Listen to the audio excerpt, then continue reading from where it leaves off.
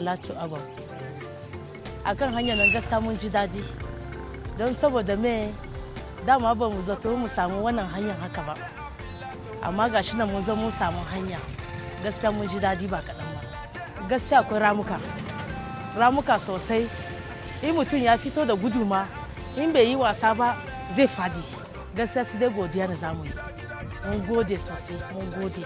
Za mu yi zaɓe. Allah ya yarda. My name is Teresa Eric from Sabon Fobo. We are grateful and we thank the governor for the roads project. Before, it will take us time before we will reach town, but now the road make it easier now for us. We really appreciate his kindness. We will vote him 100 times. My name is Omega Eddie, being the Keke Rider chairman. We are happy about the construction, honestly.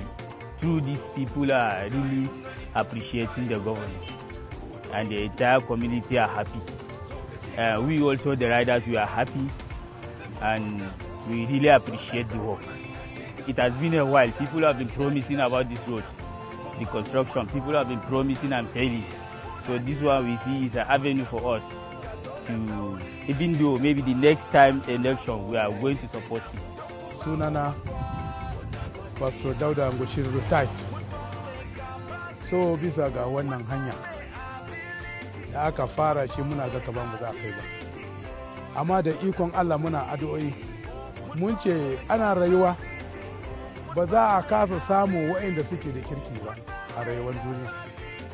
So mun ga wannan time mun yi murna, mun yi farin ciki ainu da shauran jama'anmu da al'ummarmu na area nan ana jin daɗin wannan hanya. Ko da ka gani abin ya yi kyau. Abin da za mu gaya ma gwamnatin shi ne mu ce Allah ya albarkace shi. So saboda haka mu muna cewa mun yi godiya, Allah ya sa mace albarka.